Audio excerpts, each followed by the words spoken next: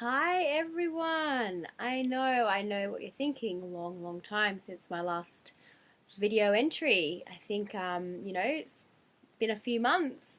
I didn't want to just bore everyone with my life because this blog was purely just on my journey. Um, and I got through the hard part. So I just thought, just may as well do a little update as well.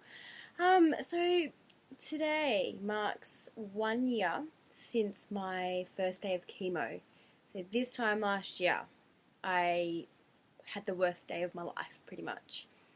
It was terrifying. I can remember it like it was yesterday. Um, just going in there, my heart racing a million miles an hour, and I had my mother-in-law and my husband with me, and I was so nervous of the unknown. And look, it wasn't as bad as what I thought at the start, and then I got really sick towards the end of the day, and it just sort of went downhill from there. And as you've read in my last blogs and seen, it was hell and back, and it honestly felt like forever. And I'm not gonna lie, it was like forever going through it. It was just everyone kept saying, take day by day, and I did, and it's going to get better, and it's going to go super quick. It didn't. It went super slow. And on top of that, having a newborn baby at the time, who's now 15 months old nearly. Crazy how time flies. Look, 1 year today.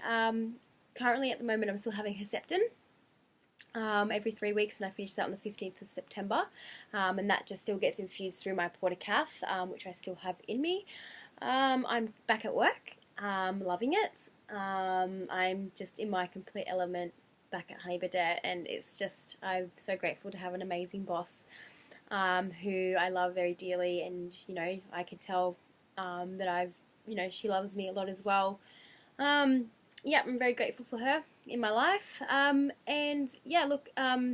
We've had a few hiccups along the way as well. I've still got a massive lump in my surgery site. It's got they're not really too sure what it is because it has changed in shape and size, and it's super tender. And it has been for a long time, and I just thought I need to go and get it checked again. When I had an ultrasound done a couple of weeks ago, and they didn't really have an answer for me. They said, look, it could be scar tissue. It's got a little bit of fluid in it as well. It's not really a fat deposit. It's sort of, we don't really know, but we're going to keep an eye on you because of your history. And we're going to call you back in a couple of months. That was just the lady that did the ultrasound. Anyway, went to the GP the other day to get a pap smear because I feel like something's not quite right downstairs as well.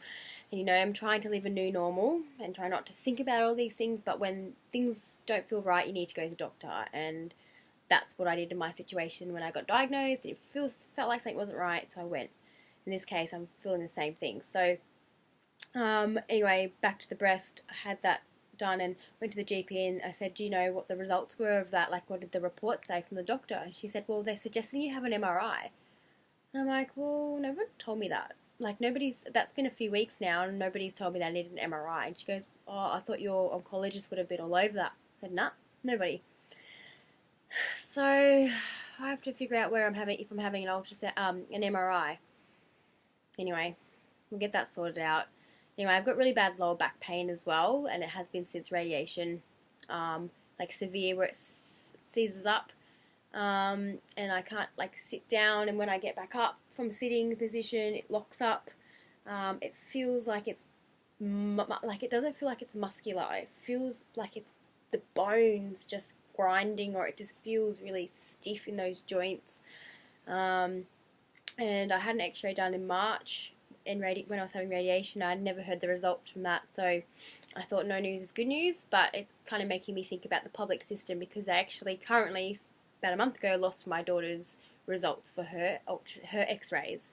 So I'm like, all these things are going through my mind is what if it's spread to my bones? What if the tumour's back in my breast? And you're trying to live a new normal, and it's really, really hard when you have all these fucking things pop up, like your breasts and your bones and things, and it's, anyone that's going through cancer right now can completely relate to me. You're trying to live a new normal, and I don't want to think about it. I'm like, you know what, fucking, it's gone now, I'm having treatment, I'm good, I'm getting on with life, fuck cancer, I'm a survivor.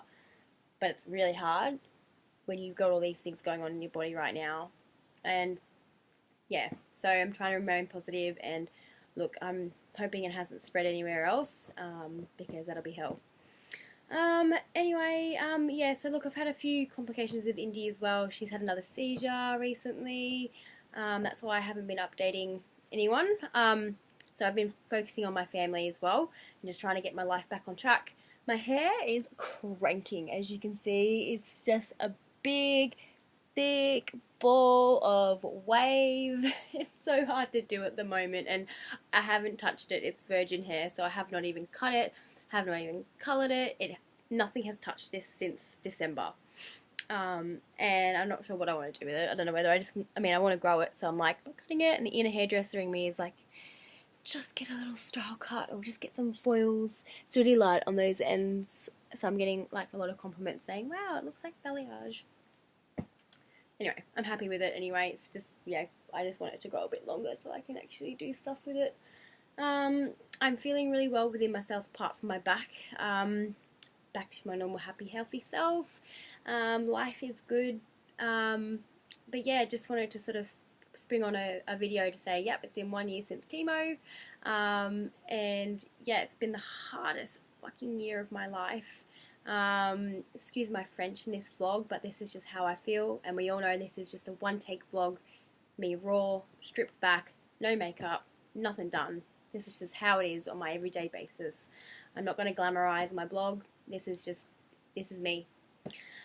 Anyway, the rambling still goes on. As you can see, I've been talking for about nearly 7 minutes. So I'm going to leave it at that. I'm going to check in with you guys about these results with my back and this annoying lump in my breast, because I'm sure you're all wanting to know. And hello to all my new followers, and thank you to everyone who's been loving and supporting of me and my family as well. I love you lots, and that's not just my immediate family, that's my extended family as well. Yeah, I'm really grateful for you all. Okay? Alright, everyone. Love you and leave you. Take a look at this mop now, because in a couple of weeks' time it's going to be longer. Bye, everyone.